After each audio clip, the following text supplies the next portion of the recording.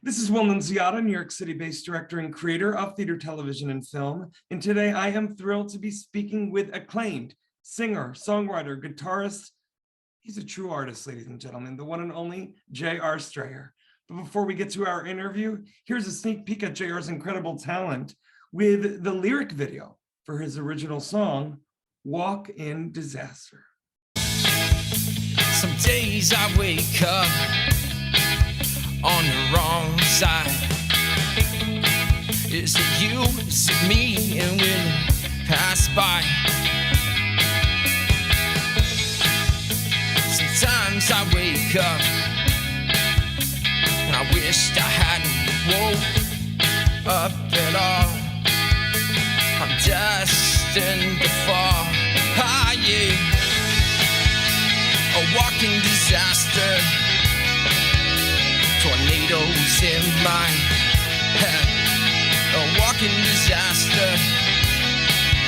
Or a hurricane instead. A walking disaster. I walk with tornadoes in my head. A walking disaster. Well, hello, JR. How are you? I'm doing great. How are you doing? Doing so much better now that we're finally meeting after all these months with this interview on the books. JR, yeah. I want to know first and foremost, what was the impetus behind the creation of that song, Walk in Disaster? Yeah, it's a feeling I think that everybody probably can relate to. There's just days where you feel like you don't really know if any decisions you're making are the right decisions. You sort of feel like there's sort of a play on words. So I say walking disaster because I feel like a walking disaster, but the title is Walk in Disaster because I feel like I was walking in disaster. So it kind of goes both ways.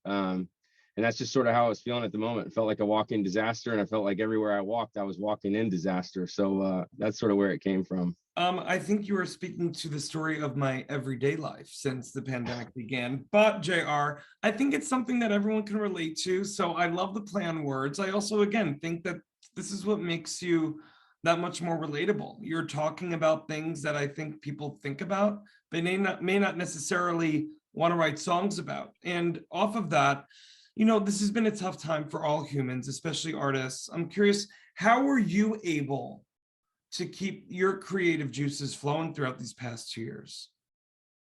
Honestly, I couldn't keep them from flowing. Music was really the only thing that made sense to me during the entire pandemic. And, I just finally decided that I was going to take it seriously and write about things that needed written about and things that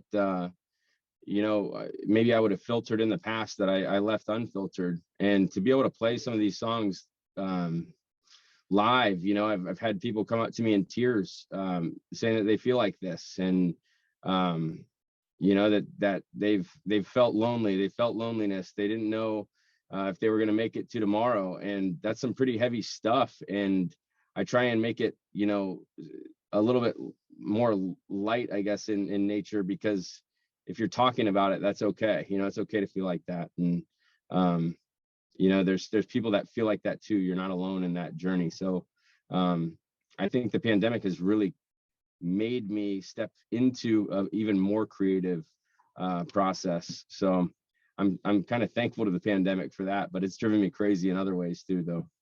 Absolutely. Well, it seems like within the crazy, these gold mines have been flowing out of you. I want to know who your inspirations were growing up, because I really love the fusion of different genres that seem to be the type of music that comes out of you, JR. I love The Cure. So like Robert Smith is an idol of mine. And I always just loved how his music, it brought out emotion in me, and you could feel every word that he was singing. And I thought it was always so creative, the way that that band would they would sing about such heavy topics, but with such poppy type of music and instrumentation behind it. So it was poppy enough to get onto radio stations, and most people don't even realize how dark some of those songs can be. But that they're by far my number one inspiration. I like other bands like Kings of Leon. I listen to them a lot too. So, but I would say The Cure is a gold standard that I always try and live up to. I love it. Well, you're doing great, JR. I mean, hello. I can't believe, we are finally meeting today when we should have probably met months ago, but so many people are coming on board this incredible new social media app. But what I love about it is that it's really already connecting artists all over the world. And here we are, you in Atlanta, me in New York. I want to know, final question. Actually, before I get to it, I want to remind the audience, for more on the incredible JR, you can read more about him right below this video. JR, obviously this was a time for you where it almost activated the creative flow. I can relate, but I've spoken with many artists all over the world where that hasn't been the case. What advice would you give to those artists that may still be struggling with lighting that spark within their creative flame? I would tell them to try and just cut themselves some slack and get out of their own heads. Everything's relative. So I think as artists and as musicians, especially, you're always looking for the perfect lyric. You're looking for the perfect guitar chord or whatever. But go listen to It's the End of the World as We Know It, and I Feel Fine. Like, those lyrics are ridiculous, but it's a great song. There's no perfect lyric. There's no perfect guitar chord. It's a compilation of all of them. So write the songs, get them out of your system. If you have a bad song, write it, get it out of your system, and move on to the next one.